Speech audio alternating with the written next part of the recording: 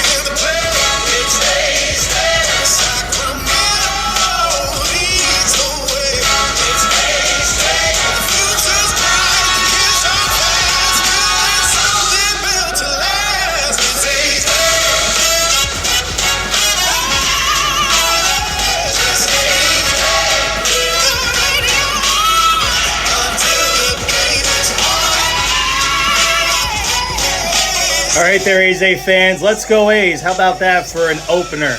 Really reinvigorated us without a doubt.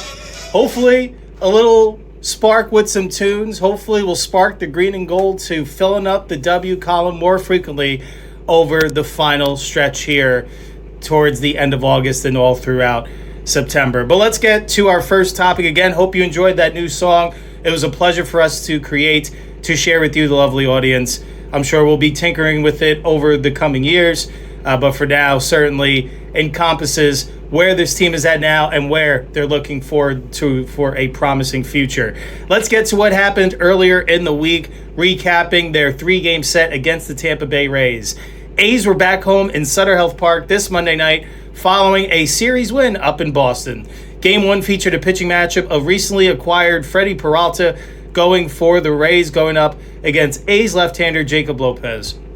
In this one, Junior Caminero hit a 3-run homer in an 8-run 8th inning as the Tampa Bay Rays rallied from being down 6-2 to a 10-6 victory on Monday night. Caminero hit his 34th of the year after Yandy Diaz and Jonathan Aranda both singled to kick off the inning, bringing the Rays within 1.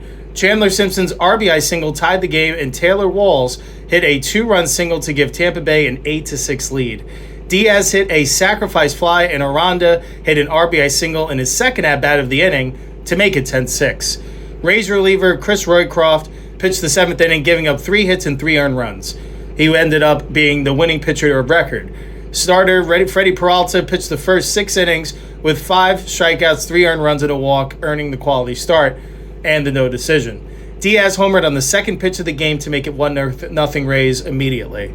The A's would respond with an RBI double by Tyler Soderstrom to tie it, followed by Soderstrom stealing home later in the inning to make it 2-1. Zach Geloff hit a solo home run in the 5th inning for the Athletics in his first game back after being on the injured list with a right knee laceration he sustained against the Tigers back on July 9th. He hit an RBI double in the 7th inning. Jeff McNeil hit a sacrifice fly, and Jacob Wilson doubled in the 7th to give the A's a 6-2 lead, which felt safe at the time, but it evaporated rather quickly in that 8th inning. Jose Suarez gave up 4 runs while getting just 1 out in the 8th after Seth Johnson was charged with 4 runs and failed to record an out in the inning. They were both responsible for all 8 runs in that 8th inning. Jacob Lopez pitched the first 7 innings, allowing 2 runs with 5 strikeouts and a walk. And that's where the majority of our conversation is going to be focused on for this game, is that Jacob Lopez pitched an absolute gem, keeping at bay one of the hottest teams in baseball, an offense, a top 5 offense across all of baseball, limited them to 5 hits and 2 runs over 7 innings of work, another quality start from the left-hander. And the way this season started for him, it just seemed like the command wasn't there, the mechanics were a little bit out of whack, the confidence was wavering, and I keep going back to that trip down to AAA, and I said at the time, when he got sent down and willingly accepted the assignment, immediately after his last start before being sent down to Vegas, he said he was looking forward to the opportunity to getting down there and getting right, looking forward to discovering what was going wrong and build up that confidence once again, make those tweaks, and come up and make a positive impact on the Major League team. He continues every 5th day now. He is on a roll where he keeps showing the pitcher that he was a year ago, where he showed so much promise, where it seemed like that there was a young left-hander that was there for the present and for the long haul. And the way this season started, it seemed like almost Jekyll and Hyde. But it does seem like he's back on track. He's pitching with that confidence. And while he wasn't nearly as efficient with his first pitch strikes in this one as his last outing was around, I think, 84%, which is, that's not a pace anyone can keep up consistently. If they did, I mean, we'd be having a different conversation. But he was still getting ahead of hitters pretty frequently, pretty consistently. That's what the theme felt like. And it felt like that he was feeding off the lead that the A's offense established. It wasn't anything that would jump off the page, but they did a good job of having an early answer, getting back the lead early, and then continuing to build upon that throughout this game. That was what I've been saying has been a problem for this team over the last month and a half, going on 2 months now, where it seems like that even when they are generating traffic, they're not really connecting the traffic together. It seems like it's all or nothing, and those moments in between when they are having that pass the baton type of mentality at the plate, that's when this team was deadly. That's what we saw so frequently from this offense last year. Now, I know it's a different cast currently. There's a lot of guys on the injury list, I totally understand that. But there's still enough guys here in this lineup that were a part of that group and could still implement that mentality instead of where it seems like they're in a place when they do have opportunities to run in a scoring position. More times than not, they're trying to do too much and they don't get the job done. In this one, I think they went, 2 for 10 runners in scoring position. A lot of missed opportunities for the offense. Even though they scored 6 runs in this one, perhaps they could have scored 8 or 9. And I know the Rays ended up getting to 10, but you don't know how the game is dictated between a 4-run game and a 6-7 run game. The mentality in that opposing dugout, they may mentally have waved the white flag already, and the direction of the game could go completely in some other way. So, that's something where, what we've seen from this offense, and, it was a little bit different in this one. They didn't let their foot off the pedal, but it felt like in a lot of previous instances during this long streak of tough baseball, just to put it honestly, it seems like they score a couple early and then they go into that cruise control. Hopefully the pitching can preserve that lead, and the pitching doesn't have the depth to be able to sustain that. But the story of this one on the A side of things, I thought Jacob Lopez was brilliant. Over his last 5 starts, he's really looking like the guy, and perhaps even a little better than what we saw last year. Over his last 5 starts, 1-1 with a 2.36 ERA, 26 2/3 innings, 19 hits, 10 walks, 32 strikeouts, and a 196 opponent batting average. That is getting it done. And my heart sank for him in that 8th inning. He worked his tail off against a high-quality offense. 2 runs over 7 innings just to watch it evaporate in a matter of minutes. Now, I know that's baseball and that happens. But Seth Johnson, Suarez, they combined a third of an inning where, like we said, Johnson wasn't able to get an out in the inning and Suarez was only to manage 1. But between the two of them, 6 hits allowed, 8 runs, 2 walks, 1 K. That was probably the toughest inning of the year to watch. Just the amount of damage, it just seemed like they kept adding on. Even after you lose the lead being up 4, that if you can escape that inning with 2 outs and a tie 6-6 game, you just felt like the winds were out of the sails, not just for this game, but it kind of felt like it dictated the direction of where this series was heading the rest of the way. Because being realistic, we thought the A's would have an opportunity to maybe grab 1 in this one, but with where these two teams are currently at, the Rays are miles and miles ahead of this A's team in the current state of where they're at. But that's not just the A's. That's a lot of teams where the Rays are positioned. That's just the frequency of how they're stacking victories, and it's their relentless nature of how they play the game the right way and not try to do too much and have that pass the baton type mentality that constantly puts that pressure on the opposition until they break. And that's why the Rays currently have the best record in the American League. But poor Jacob Lopez, he earned this win without a doubt. Looking forward to him getting the ball in a few days here. All right, so game 2, you got to wipe that away clean. As tough as that is, you're up 4, and then you end up losing 4 in the blink of an eye. I know that could be a bit of a shell shock, but nevertheless, you battled.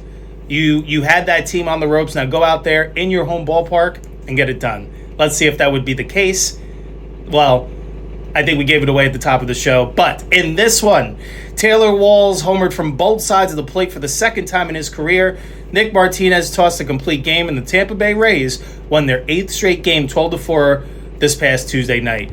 The 30-year-old Walls, whose homers were in his first of the season, went 4 for 5 in his second 2-home-run game. He last went deep as a righty and lefty back on April 18th of 2023 against the Cincinnati Reds. Walls hit his first homer of the season, a 2-run shot to right center. In the 4th, he added a solo shot in the 6th. The homers ended a 105-game regular season drought dating back to July 27th of 2025. Walls is the 5th player this season to homer from both sides of the plate. Joining the White Sox, Drew Romo, Colorado's Willie Castro, Pittsburgh's Brian Reynolds, and Minnesota's Josh Bell. Nick Martinez improved his record to 12-3. He struck out 5 and allowed 4 runs on 8 hits with a 101-pitch effort for his second career complete game. He previously worked an 8-inning complete game with the Reds back in 2024, but took the loss in that one. The AL East leading Rays jumped out to an early lead off Junior Camanero's 412-foot 2-run shot to center field in the first inning. Caminero also scored in the 3rd on Chandler Simpson's sac fly, but Liam Hicks was thrown out attempting to tag from first. for a double play that ended that inning. Yandy Diaz had a solo home run, Carson Williams had a 3-run blast, and Victor Mesa Jr. added a 2-run shot for Tampa, which banged out 11 hits in the win. Lawrence Butler had a 2-run home run for the A's in the 5th inning. Mason Barnett dropped to 1-3 and took the loss, allowing 6 runs on 5 hits in 4 innings. And Jacob Wilson had his MLB record 113-game errorless streak extended by a post-game scoring change. Wilson was initially charged with a throwing error in the 8th inning, but the ruling was changed to a fielder's choice. So yes, Rays win this one 12-4. They clinched the series in the process. Really tough outing for Mason Barnett. We were singing the praise of Jacob Lopez. Barnett, he's really been falling victim to the home run ball. And really what that's a product of is consistently falling behind hitters and then trying to fight your way back into counts, missing in hitter-friendly locations, which is why he served up another 3 home runs in this one. So not sure what to make of Barnett moving forward. I still feel like he's teeter-tottering between a rotation guy and perhaps a bulk relief type arm. But nevertheless, it seems like right now he needs to work on intent and command and putting himself in better positioning to be able to get hitters out with more frequency. We've seen it before, so we know he's got it in him. But if you're falling behind a lineup like the Rays, that's why he had the 4-inning night like he did. And a lot of guys have suffered at the hands of this late Rays lineup. They're rather potent this year without a doubt. But nevertheless, you got to work a little bit craftier. You got to work with more conviction. Barnett just quite didn't have it in this one and really put the A's behind the 8 ball before it really got going. Wilson, his errorless streak continues. It extends to 113 games in a row. Initially, he was charged with a throwing error when attempting to start a double play. It was awry from Donovan Walton, but after the game, they changed it to a fielder's choice. So Wilson isn't charged with the error. The streak lives on. Rays secure the series victory like we mentioned. The A's would head into Wednesday's game, which was a day game, looking to avoid being swept. So yeah, really tough go of it in this one. Dominated in game 2. Had the win knocked out of their sails. And I feel like that kind of trickled into that next day. But hopefully, quick turnaround, not much time to have to reflect on the night before. Wash it away clean. Protect your home. Don't get swept at home. Let's see what they did. They would be matched up with Drew Rasmussen going for the Rays, going up against Jack Perkins for the A's. The Rays became the second East Coast team in Major League history to go 9-0 on a West Coast trip, beating the A's 8-4 behind a 3-run homer by Liam Hicks and another solid start by Drew Rasmussen. The Rays swept a 3-game series at Colorado and Seattle before scoring 30 runs in their 3 wins over the A's. Tampa Bay joins the Red Sox, who did it in 1977, as the only teams to go 9-0 out west. The Rays became the 13th team since 1900 to go 9-0 on any trip, and they matched the longest road winning streak in franchise history. The Red Sox also had an unbeaten 9-game trip this year that began with a series at the Angels. Rasmussen improved to 12-5, so his scoreless streak ended 22 2/3 innings when he gave up a 2-run double to Carlos Cortez in the 3rd, but he completed an efficient 5 innings to win his 5th straight start. Hicks went 3 for 5 in this one. His 16th homer capped a 4-run 4th against A's right-hander Jack Perkins, who dropped to 2-9 on the year.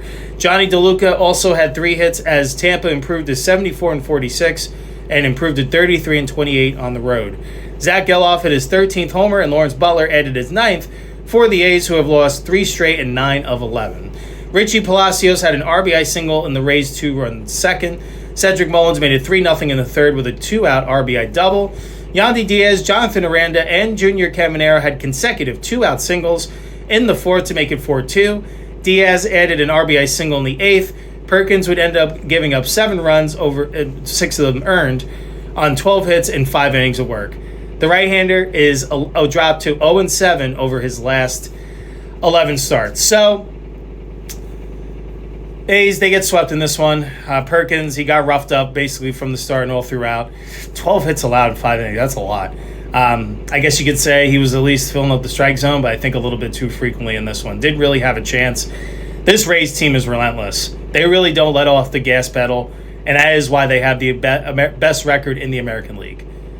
They have depth up and down their lineup. They have incredible depth on their starting rotation. Their bullpen preserves victories. I don't see a significant flaw in this team, and I do feel like the Rays are going to have a fighting chance to make some noise come October, without a doubt. And it was clear, one thing that you came away from this knowing for sure, the A's and the Rays are miles apart in terms of where they're at currently.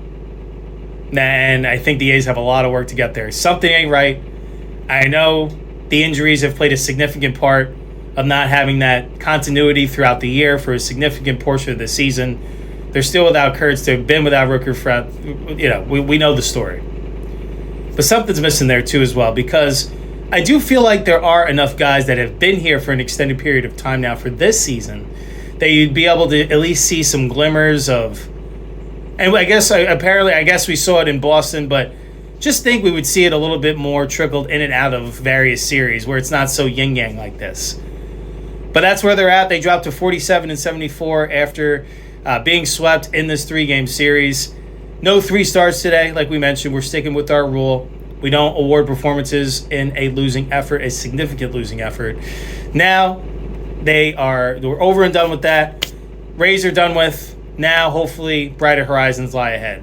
Fresh off yesterday's off day, they are set to kick off a 3-game set later tonight. In fact, within the hour at the time of recording at Sutter Health Park.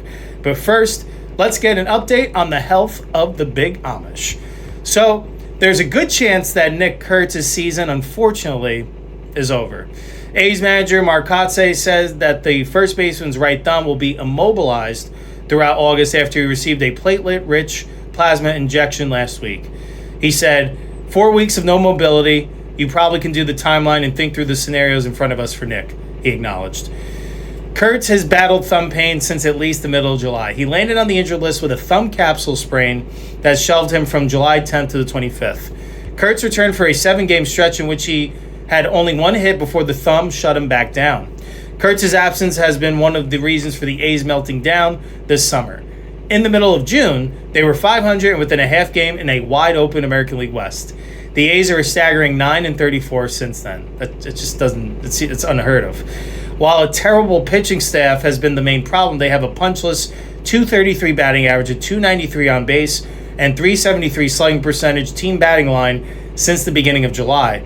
Kurtz has taken 49 appearances in that time, hitting .114 at .204 on base and .250 slugging percentage. The second-year first baseman went into July with a .276 batting average, a .421 on base, and .516 slugging percentage slash line. He was tied for 13th in the majors with 19 home runs at the time and trailed only Yordan Alvarez in on-base percentage.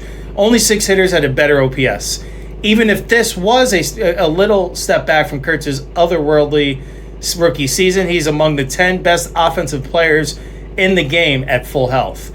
The A's are platooning Jeff McNeil and rookie Tommy White at first base, with Jeff McNeil once again getting the start at first base tonight. Donovan Walton is at the Keystone when McNeil plays first. There's not much for the A's to learn from that arrangement. McNeil is an impending free agent who is unlikely to be back next year. Walton is a 32-year-old utility player on his 5th team. White will probably remain on the roster into 2027, but he is a mid-tier prospect who will need a significantly more disciplined approach than he has shown in his first 21 career games. So get well soon, Nick Kurtz.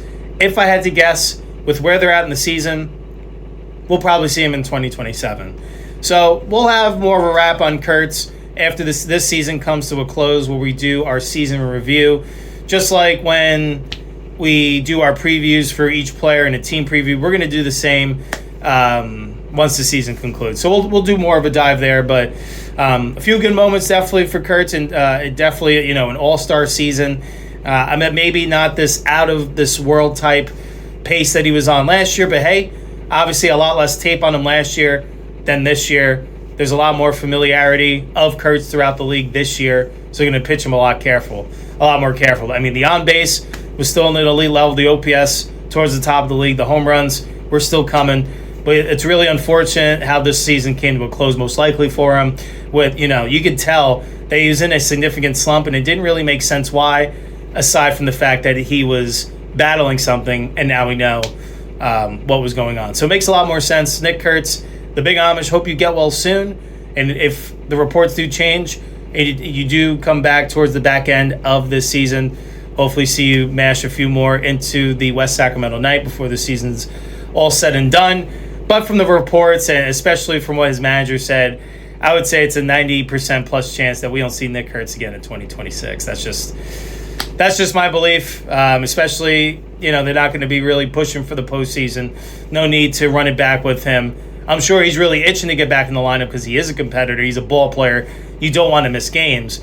But take this opportunity to get back to 100% so you can get back to those historic paces that we were treated to for your initial performance, Mr. Kurtz.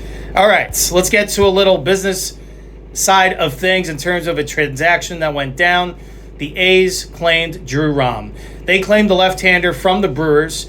The A's already had an opening on the 40-man roster, so no corresponding 40-man move was necessary. Milwaukee had designated Rom for assignment over the last weekend. Rom, 26, was a 2018 fourth-rounder by the Orioles. Baltimore traded him to St. Louis in 2023's Jack Flaherty swap, but the Cards only gave him 8 big league appearances in 2023 and never got another look.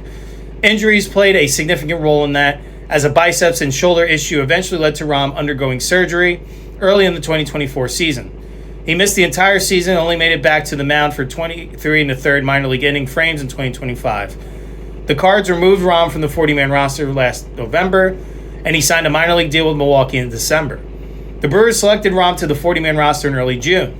He's been recalled and optioned a few times since, but Milwaukee's deadline additions combined with an injury to shortstop Cooper Pratt to force Rom out of the picture. Rom has previously worked primarily as a starter, but the Brewers put him in a bullpen role this season, and he's run with it. The lefty has pitched 41 innings of relief at the AAA level this season, logging a 2.20 ERA, a 36.1% strikeout rate, and 6.5% walk rate in that time. He's also pitched 5 2/3 big league frames, allowing 2 runs on 6 hits and 4 walks with 11 strikeouts. Rom has never been a hard thrower, but his formerly 90 to 91 mile an hour four-seamer is averaging 92.5 miles an hour as a reliever this year. Rom will finish this season with under 2 years of Major League service time and with 1 minor league option year remaining. Between that club control remaining option year and general AAA excellence, he seemed like he'd be scooped up quickly on waivers. It's a bit surprising that both the Angels and Rockies passed, but the Athletics had the third priority when Rom hit the wire and will happily bring him into the fold. The A's aren't shy on left-handed bullpen depth. They have Hogan Harris, Brady Basso, and veteran Jose Suarez all in their big league bullpen at the moment. Suarez has soaked up some innings in the long roll, but will be a non-tender candidate this winter. Harris has been working as manager Mark Kotze's closer recently. Basso only has 17 2/3 of Major League frames on the season and was only recalled to the majors a month ago. Rom gives the A's another option, one with plenty of club control and some particularly intriguing results following a move to short relief. He did make his initial A's debut in the series and pitched an inning scoreless, so welcome to the green and gold. Let's get to the A's next opponent before we get on out of here as we head to the back half of our show. But before we do, this episode is brought to you by the Holiday Inn Sacramento Downtown Arena. Stay in the heart of downtown at Holiday Inn Sacramento Downtown Arena, ideally located near Old Sacramento Waterfront, Golden One Center, and Downtown Commons Doco. Our full-service Sacramento hotel is just 15 minutes from Sacramento International Airport and within walking distance of the California State Capitol and Safe Credit Union Convention Center. Host meetings, conferences, and social events in our flexible boardrooms and ballrooms, supported by experienced on-site sales and events teams. Enjoy modern amenities including a rooftop outdoor pool, on-site fitness center, and Cypress Grill restaurant serving breakfast, dinner, and cocktails. Guest rooms and suites feature comfortable workspaces, contemporary amenities, and city views, making them ideal for both short stays and extended visits. Whether you're attending an event, planning a meeting, or exploring Sacramento dining, entertainment, and cultural attractions, and of course, in town for an A's game, our downtown location keeps you close to it all. Downtown access, full-service comfort, easy booking. Stay at our downtown Sacramento hotel. All right, following the Rays, the A's homestand continues tonight through the weekend as they welcome in a familiar foe for another 3-game set. This time, it's with the Texas Rangers. The Rangers come into tonight's action with a 60-62 win-loss record, and they are led by manager Skip Schumacher. In their last series, they dropped 3 out of 4 against the Angels, They won Game 1 4-1 before dropping the last three. They come in on a 3-game losing streak. They lost 3-2, 5-2, and 7-0. The Rangers entered the middle of this month holding a thin 500 record, 2 games under, but somehow maintaining first place in a highly vulnerable AL West division. Led by head coach Skip Schumacher, the front office under Chris Young decided not to sell at the trade deadline. They chose instead to double down on a postseason push. However, their trajectory is facing major resistance due to a wave of high-profile rotation injuries and an offense that ranks near the bottom of the league in major categories. Despite being 2 games under 500, Texas clings to a 1.5-game lead over the Houston Astros for first place in the American League West. The offense has produced underwhelming power and low impact. The Rangers' offense is significantly bottlenecked, ranking 20th in runs scored and 24th in batting average across baseball. The core is led by Corey Seager and Wyatt Langford, who remain the structural pillars of the lineup. Seager is slashing .243, a .300 on base, and .432 slug over his last 10 games, while Langford continues to provide daily reps in left. The supporting cast are led by Brandon Nimmo, who has shouldered the run production burden lately, leading the squad with 2 home runs and 7 RBIs over the last week. Jock Peterson is handling first base and DH duties. Jared Kelenic was recently recalled to inject depth into right field. The flaw, the team features a sluggish .318 slugging percentage in August, relying on stringing hits together rather than explosive innings. The pitching staff is in a current crisis. What was once an organizational strength has quickly dissolved into a medical emergency. On yesterday against the Angels, ace Jacob deGrom exited the game in the 3rd inning after experiencing discomfort in his right arm. I think it was his tricep. The injury bug continues to mount. On top of that, workhorse Nathan Eovaldi was placed on the 15-day injury list on August 10th due to right posterior elbow inflammation, leaving him with no clear return timetable. With their remaining arms, Texas must now lean heavily on Kumar Rocker, Mackenzie Gore, Cal Quantrill, and Jordan Montgomery to hold down the rotation. The bullpen is heavily taxed, ranking near the bottom of MLB with a 4.25 ERA. The Rangers are built to walk a tightrope. If their remaining depth pieces can't survive the pitching injuries through August, they have the positional flexibility to squeeze into the postseason, especially with the open nature of the American League West. So they come into tonight's action with the following offensive rankings. They're batting .242 as a team, which is 18th in baseball. They've hit 136 home runs, which is also 18th. They've scored 497 runs, which is 25th. They've walked 390 batters, which is tied for 22nd. They've struck out 1,039 times, which is the 12th most. And they've hit to a .711 OPS, which is 20th. On the mound, they've pitched it to a 4.28 ERA, which is 20th. They've walked 361 batters, which is 6th. They've struck out 1,023 batters, which is 15th, and they've pitched to a 1.29 whip, which is 13th. And defensively, they fielded at a 988 fielding percentage, which is tied for 5th. And their errors committed of 51 is 5th least in baseball. Here is how their starting lineup projects for the Texas Rangers. They're led off by the first baseman / designated hitter, Jock Peterson. Batting second, the left fielder, Wyatt Langford. Batting third, the shortstop, Corey Seager. Batting fourth, the right fielder, Brandon Nimmo. Batting fifth, the third baseman, Ezekiel Duran. Batting sixth, the center fielder, Evan Carter. Batting seventh, the first baseman, Jake Berger. Or if Jock Peterson is at first, then Nicky Lopez slots in here at shortstop. And batting eighth, the catcher, Austin Wins or Elias Diaz. And batting ninth, the second baseman, Justin Foscue. Now let's get to know when these games are going to be played and the starting pitching probable matchups. So tonight's game one is set to kick off 6:40 p.m. Pacific time, first pitch. Kumar Rocker getting the ball for the Rangers going up against the A's left-hander, Gage Jump. For tomorrow's Saturday action, also a 6:40 p.m. Pacific time, first pitch. Mackenzie Gore will be getting the ball for the Rangers going up against the A's right-hander, JT Ginn. And then the Sunday rubber match of this three-game set is a day game, 1:05 p.m. Pacific time, first pitch. Cody Bradford will be getting the ball for the Rangers going up against A's left-hander, Jacob Lopez. All right, let's get to know these Rangers starters just a little bit.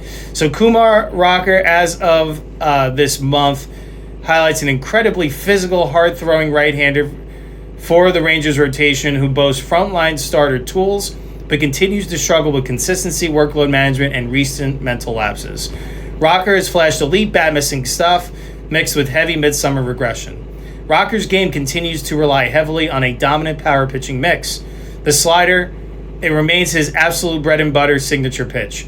Sitting in the mid-80s with sharp two-plane depth, the pitch generates an overwhelming swing and miss rate and is incredibly effective at neutralizing left-handed hitters. The fastball he throws two variations of, leaning on a four-seam fastball that runs and a two-seam sinker. The four-seamer sits comfortably at 96, 97 miles an hour and consistently touches triple digits at 100 or even 101. His all-speed and his average continuing to develop, he mixes in a mid-70s curveball to disrupt timing. While his traditional changeup has historically been too firm and undependable, he has integrated a new mid-80s splitter. The splitter offers a better velocity difference from his fastball and gives him more consistent downward movement. Some of his key strengths include elite strikeout stuff. Rocker has undeniable bat missing ability, highlighted by a 103 to 42 K to walk ratio. When he is dialed in, his fastball slider combination can dominate high level lineups. Elite relief opener splits, and interestingly, Rocker has excelled when pitching behind an opener. He has posted a 1.42 ERA in those limited long relief frames compared to a 4.85 ERA when starting the game from the first inning. Some of his current weaknesses and developmental focuses is including his first inning struggles and execution. Rocker has had notable issues getting settled into games, posting some of the worst first inning stats in baseball earlier this season. Recently, raw focus issues have hindered him. A major mental lapse against the Baltimore Orioles on August 9th led to a 6-run blow-up over just 3 innings. Also, some midsummer fatigue. Since July 1st, Rocker has posted a rough 6.10 ERA. Hitters are punishing his average command when he cannot locate his fastball effectively.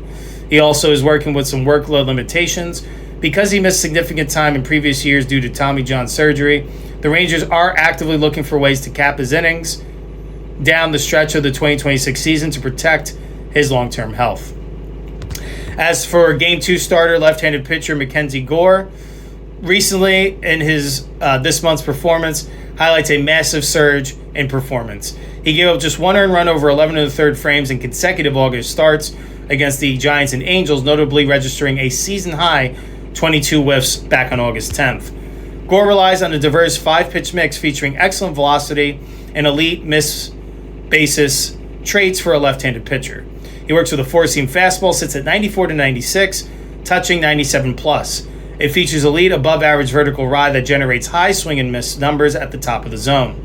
His changeup is thrown very hard at 87 miles an hour. This pitch has seen a massive uptick in effectiveness, generating 12 lifts alone in his August 10th outing.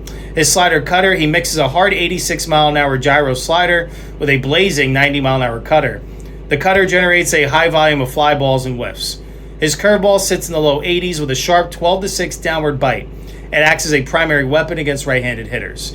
Some of Gore's strengths include maintaining and being an elite athlete on the mound with an unorthodox high leg kick and deep extension over his front side. This delivery makes his fastballs get on hitters remarkably fast. His 26.1% strikeout rate ranks near the top of the league. His 3.74 FIP indicates he has pitched much better than his traditional 4.43 ERA suggests. Some of his weaknesses include efficiency and high pitch counts remain his primary hurdles. In his dominant August 10th start, he required 103 pitches to get through just 5 1/3 innings. He can also struggle with over-reliance on a single secondary weapon if his multiple breaking pitches aren't clicking on the same night. And then as for Sunday's Game 3 starter is left-handed pitcher Cody Bradford.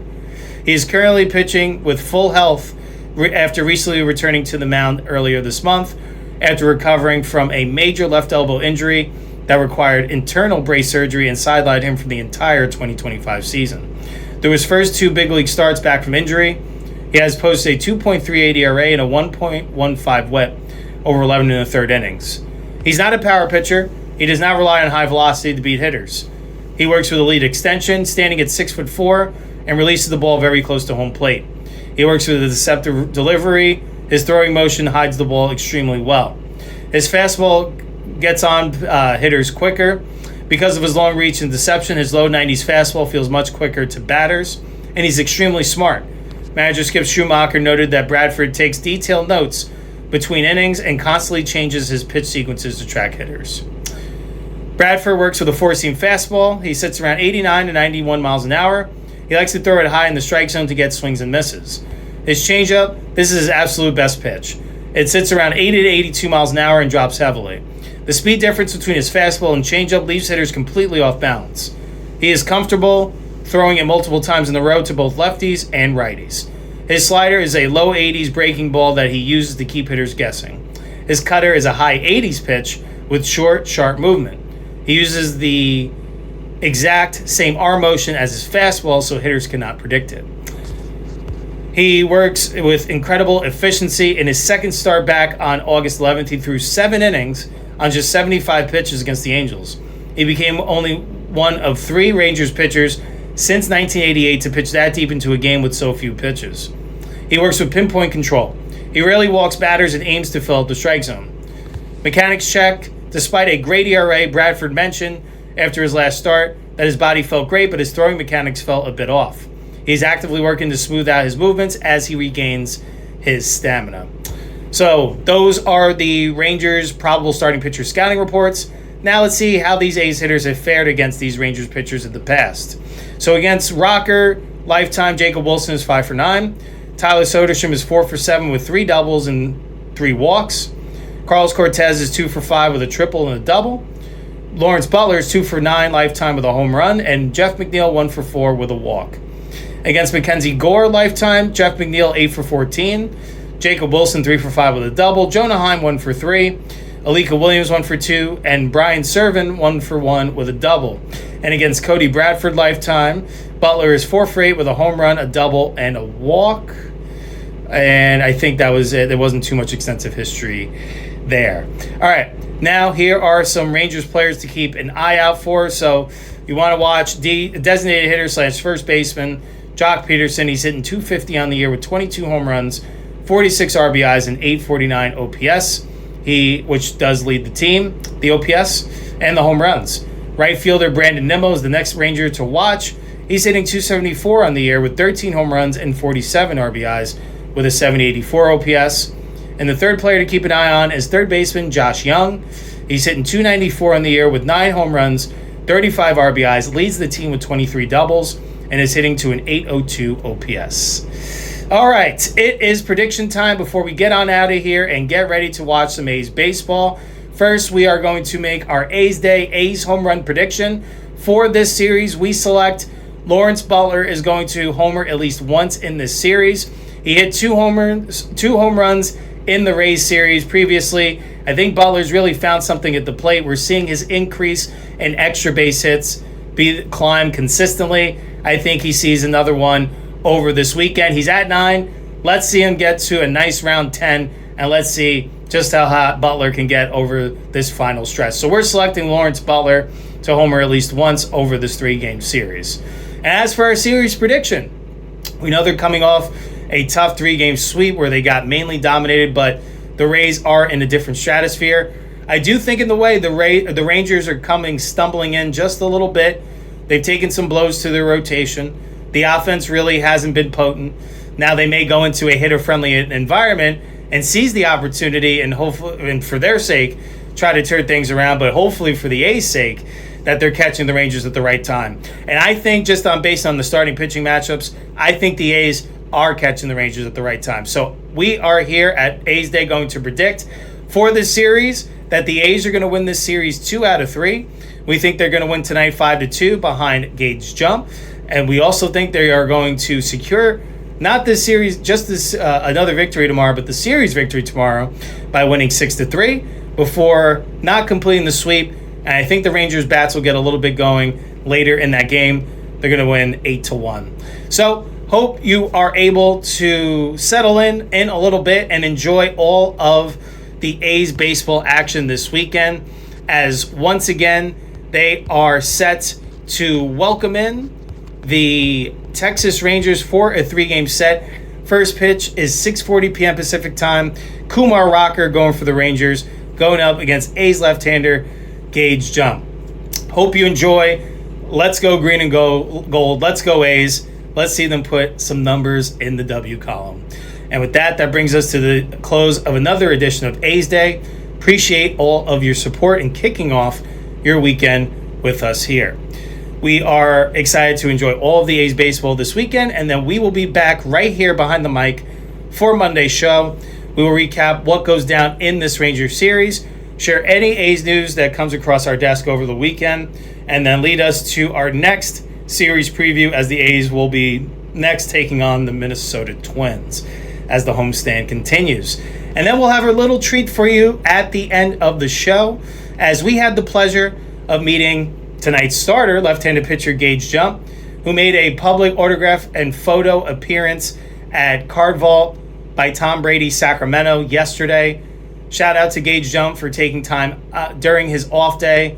Those off days are so far and few between during the marathon of a Major League Baseball season, so appreciate him certainly for coming out into the Sacramento community, meeting all the fans, taking pictures, signing photos.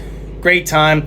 And he even took a minute to answer a question about his adjustment in terms of the difference between facing minor league and major league hitters.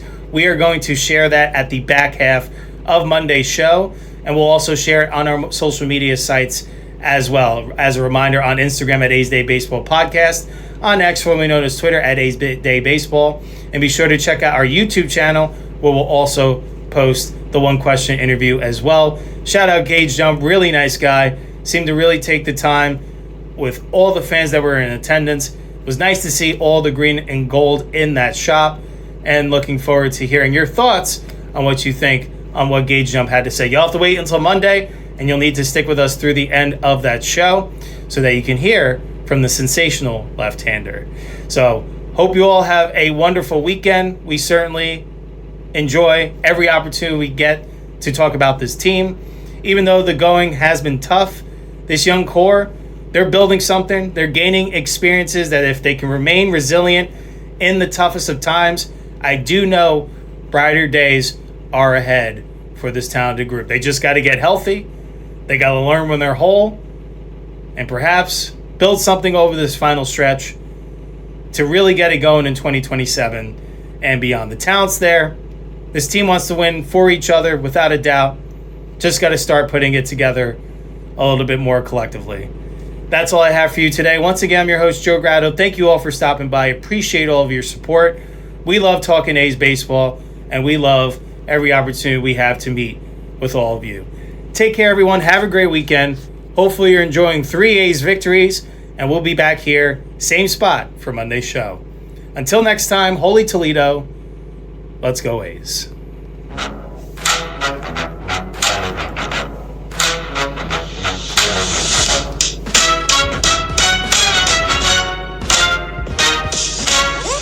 Lace up the spikes and grab the pine. Check the card and watch the line. The green and gold is looking brand new with a young core ready to break through. Batter up, let the story begin. We're calling every strike, every win. It's A's Day. Tuning in to hear the play. It's A's Day. Sacramento leads the way. It's A's Day. The future's bright. The kids are fast. Building something built to last. It's A's Day. Sutter Health Park under the lights. Watching the fly balls take their flights. From the middle infield